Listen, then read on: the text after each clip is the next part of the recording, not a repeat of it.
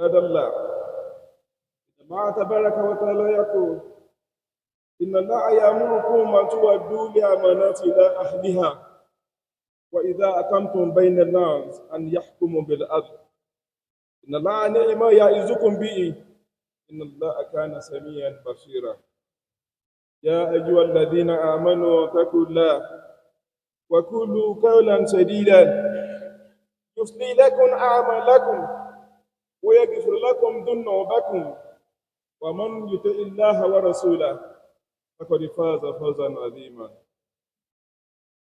We thank Allah that we are sincerely grateful to Him that blesses those who follow His path, and He is the one that those who follow their whims and caprices, He changes His face towards them. He is the one that knows what His servants, what they hide, and is the only one that knows what they made open. This Allah we are talking, وَلَا يَتْرُكُ أَحْدًا, will never abandon anybody, even for a second. وَلَا يَنْسَى, will never forgive you, will never forget you. Thank Him once again for His mercy and for His blessing. Thank Him because He's the only one that deserves to be thanked in everything which we have gotten in our life.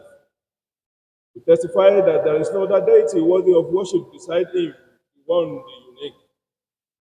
We also testify that our noble Prophet Muhammad, sallallahu ta'ala alayhi wa sallam, is His messenger and servant. Peace and blessing of Allah be upon Him, those who follow Him, members of His household, until the day of Qiyamah. O servant of Allah, Allah tells us in the glorious Quran, chapter 4, verse 45, that Allah has commanded you to return the trust to those that owns it. And when you judge or you lead people, that's why you should judge or lead with justice. That Allah is advising you with the best of all advice. That you should know that certainly Allah is all seeing and all hearing. For you who believe, fear Allah, and always say the right thing at the right time. If you do this, Allah will cleanse you of your bad work, forgives you of your sin, and whomsoever follow Allah and His messenger, has indeed been given the greatest of all the gifts.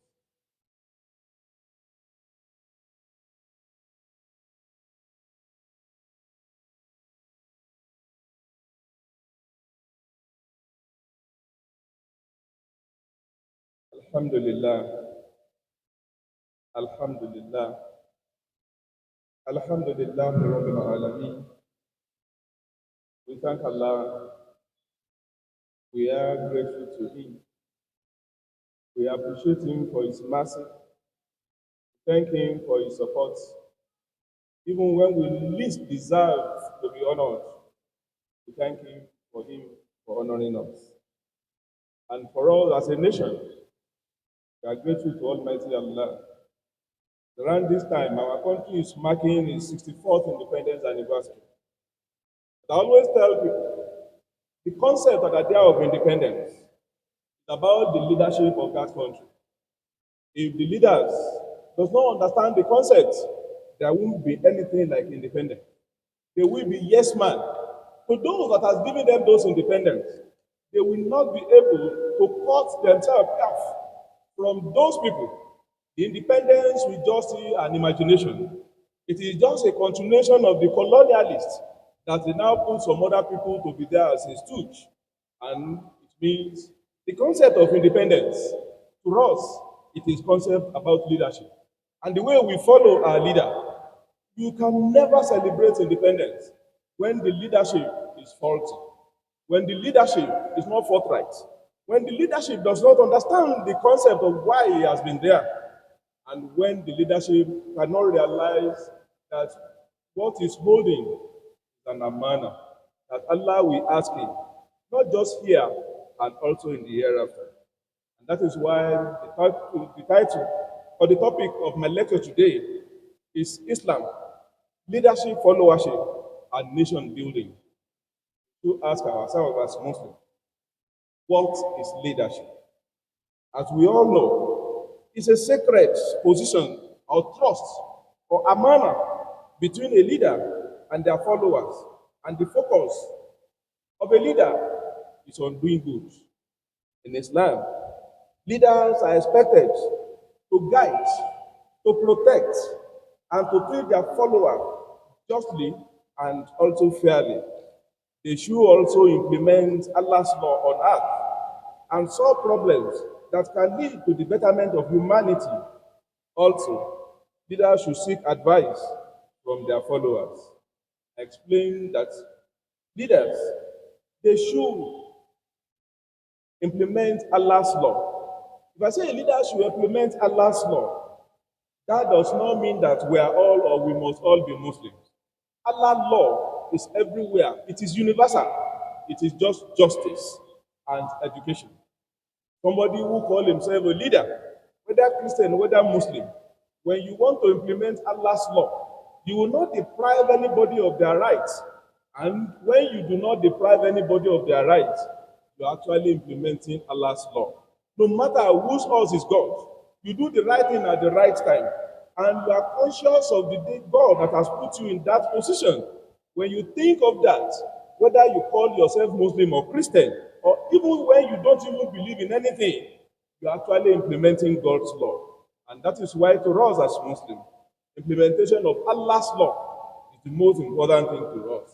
And in summary, leadership in Islam is a trust. It is an amana.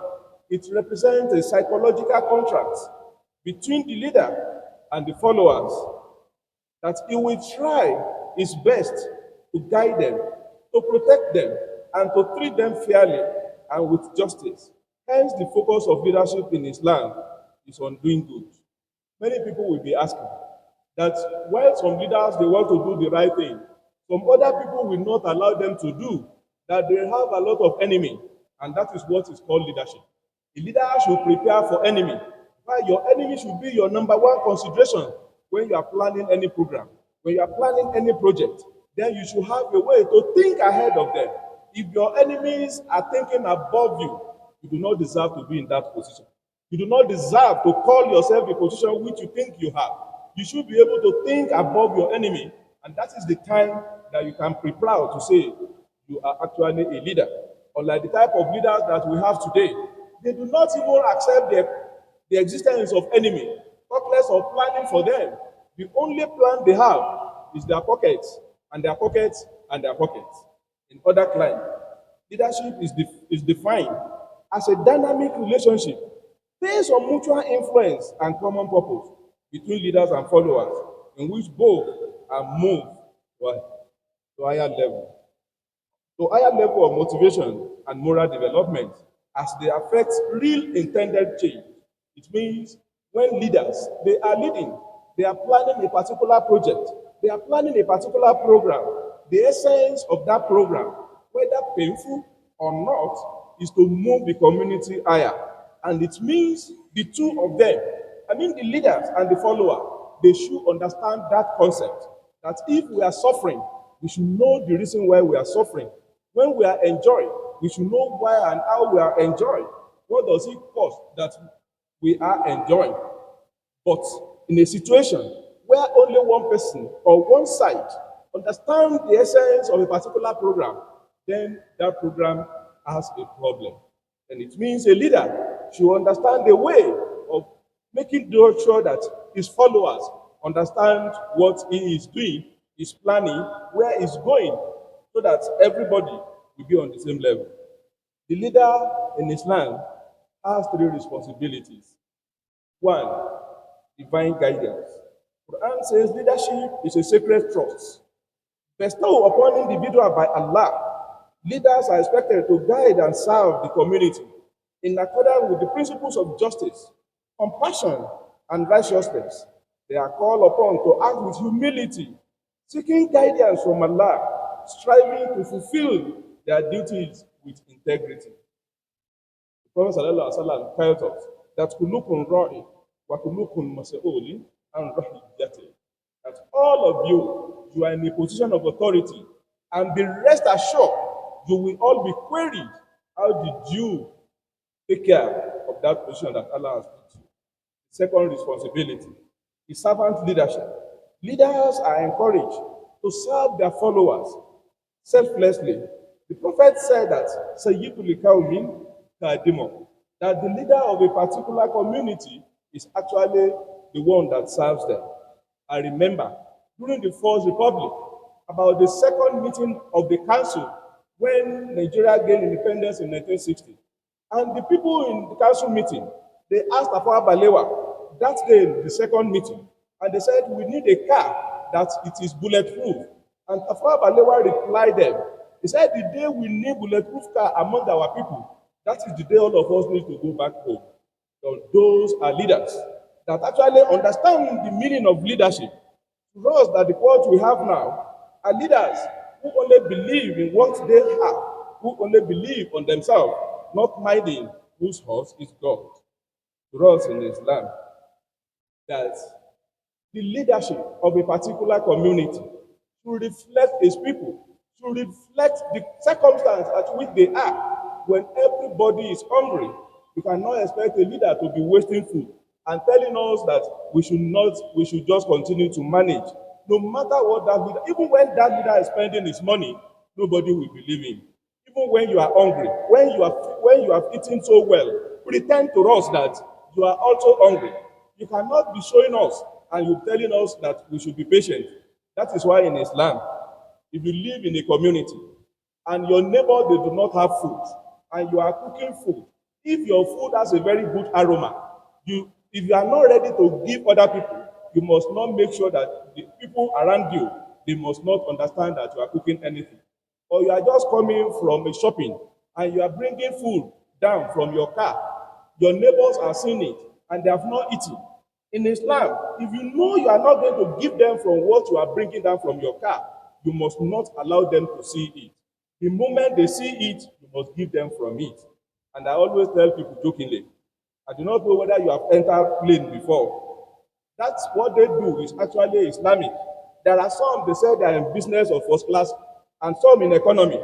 When they want to serve them, they will put a curtain so that you will not see it. You will not feel bad, see what they are giving other people.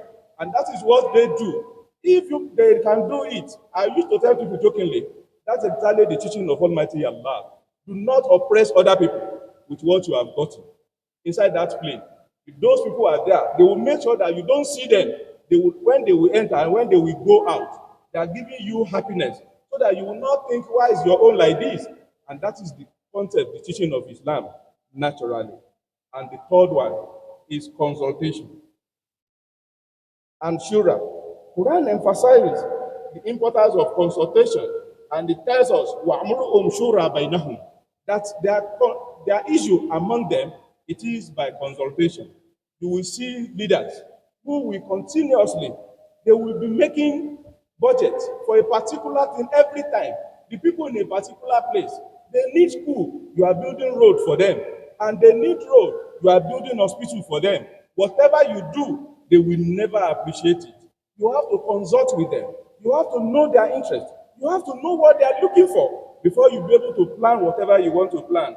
That is what makes you a leader who consults with your people. Muslim leaders are encouraged to seek counsel from knowledgeable individuals within the community, considering diverse perspectives and fostering collective decision making. Perhaps you remember the history of the last war, the war of Kandak, that our Holy Prophet Muhammad sallallahu alaihi wasallam that he fought. If you all remember, when the Prophet sallallahu alaihi wasallam was making plan of that war, the Prophet planned a particular thing, and the man came. The man asked the Prophet, he said, Ya Rasulallah, this is your plan that we should go and meet our enemy that are coming. Is it your decision or God's decision? The Prophet sallallahu alaihi wasallam told him that it was his decision. Then that man told the Prophet, say, if it is your decision, then you are wrong. This is the way to go about it. And the Prophet ﷺ listened to him. Because the Prophet listened to him, that is why we have final battle over non-Muslims in Mecca that year. And that is the popular, the Ghazwatul al-Khandaq. Because the Prophet ﷺ listened to his people. So if you want to win as a leader, you must learn to listen to the people you are leading. Your only opportunity to be there. It's not that you are more brilliant than them, that you might think because you are exposed. Forget about your exposure. Those people you think they are nobody can actually help you. It takes me to the history of a particular company that they used to manufacture cars, expensive cars. And there was a year they manufactured one car for a particular man, one of the best car on earth. By the time they want to bring the car out, the car was higher than the gatehouse. They had a challenge. They were thinking probably they should remove the roof of the car, or they were just thinking. And their gate man said, you engineers, why are you wasting your time? Reduce the pressure in the tires and you drive the car out, then you pump it when you are out, and that was how they solve it. So it means those people you are just thinking that they are nobody. Allah has given them their own gifts too. Learn to listen to the people that you are leading. And also, to us who are the followers, we should know that he who much is given, much is expected. To us, as a follower, obedience to Allah and His Messenger is number one. Muslim followers are encouraged to prioritize obedience to Allah and to His Messenger.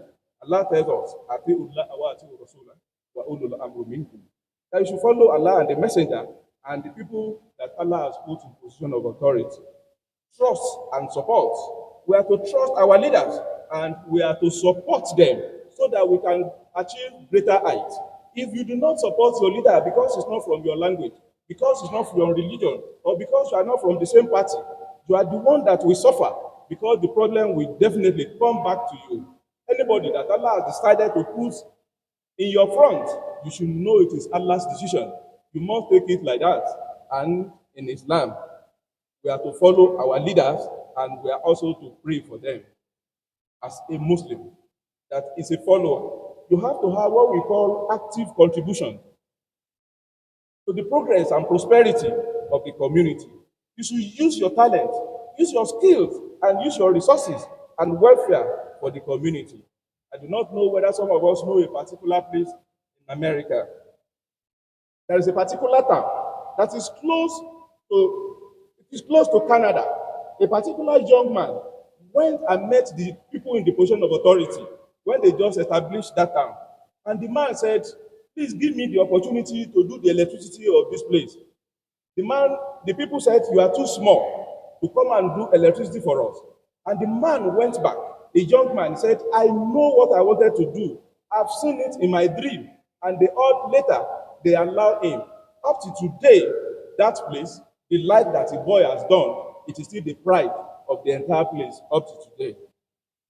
And also, for us as followers, we are not to take arms against our leader, but what we can do as followers is that when we need to take our rights from our leaders, if you discover your leaders have been cheating you for long and you have been talking, they are not listening to you, the best thing to do, organize yourself and just organize 2 rakah prayer. Where you organize just 2 rakah prayer and you raise up your hand, say, oh Allah, I have been cheated. Please take my right for me. Wallahi lazim. I swear once again, Wallahi lazim. Allah will collect your right for you. And no matter time that He will, how He will collect it only depends only on Allah. If you fight them, if you fight leaders, Wallahi lazim, you are helping them to cheat you the more. Because you give them the opportunity that to open the wallet of the country in the name that they call it security vote. At the end of the day, you will still be the one that is going to be the loser. The Prophet Sallallahu Alaihi Wasallam says, do not take arms against leaders when they don't give you your rights. Give them their own rights. If they don't give, tell Allah to collect your right from you and pray on them. Almighty Allah will give you what it is your own. You also understand that if you want to know, if you want leaders to cheat you, if you want leaders to continue to oppress you, continue to fight them. All what you need to do as Muslim, tell them the truth with sincerity, not for them to be destroyed, not for them to be misguided, but because you know that is the right. If they refuse to listen, all what you need to do is just to go and meet Almighty Allah. Rest assured, Allah will not deprive you of your rights. That I want us to know that independence is not just about celebrating and dancing. Independence is about giving people their rights. Independence is about coming together and develop our country for better. Independence is not about one person sitting in one corner thinking that it's their own, whatever they do, it is what we will see. Independence to us is that all of us should come together, that all of us should work together so that we can achieve success. If you think that it is only those who are in power, they are the ones that are doing independence, you are deceiving yourself. If you think it is only those who are in government, they are the ones that are doing independence, you are deceiving yourself. It is all of us that we are doing it together. And how can we celebrate independence? It is by own personal contribution. Do your own, I do my own. Before the end of the day, our country will be a better place. Almighty Allah tells us finally that the way I started, Allah said, Inna Allah yamurukum an tuwaddu al-amanati ila ahliha wa idha akamtum bayna an-nas an tahkumu bil adl. Allah ni'ma ya'izukum bihi. Inna Allah sami'an basira. That Allah says you should know that indeed Allah commands you to render trust to those whom they are due. And when you judge or you lead between people, judge with justice, excellence, that which Allah instructs you. Indeed, Allah is ever hearing and ever seeing. Pray that Almighty Allah, in His infinite mercy, who has given us the opportunity to be celebrating this, that Allah, in His infinite mercy, should continue to guide our leaders aright, that should continue to guide the entire country, so that our country will become the best that it was supposed to be. We all know that of all the things that Allah has created in this world, Allah has given us almost everything that can make a nation great. Oh Allah, give us the opportunity to make this our nation great. Oh Allah, be there for us, so that at the end of the day, our country will be peaceful and will be prosperous, so that our children and children's children will enjoy while we also enjoy, and we have the opportunity to worship you with the best way that we will. Oh Allah, we thank you and we appreciate that you have spared our life. That we know sparing our life does not mean that we are better or we know how to do anything, but we know you have spared our life because you want to test us. Quran says, "Inna ahdayna unajdayn, imma shakira wa imma kafura." That I've given you two ways. I want to know whether you will be grateful to Allah or you will only turn your face thinking that you are better than anybody. The Prophet was told us, he said, Ubul watan min al-iman, inna Allah ya'muru bil adli wal ihsan, wa ita'i dhil qurba wa yanha al-fahsha wal munkar wal baghi, ya'izukum la'allakum tadhakkarun. Allah commands justice, the doing of good and liberal to it and king. He forbids all sinful deeds, injustice and rebellion. He taught you that you may receive admonition. ربنا عليك توكلنا وعليك أنبنا وعليك المصير. اللهم إنك عفو تحب العفو فاعف عنا. اللهم إنك عفو تحب العفو فاعف عنا. اللهم إنك عفو تحب العفو فاعف عنا. ربنا ظلمنا أنفسنا وإن لم تغفر لنا وترحمنا لنكونن من الخاسرين. ربنا آتنا في الدنيا حسنة وفي الآخرة حسنة وقنا عذاب النار. سبحان ربك رب العزة عما يصفون وسلام على المرسلين والحمد لله رب العالمين.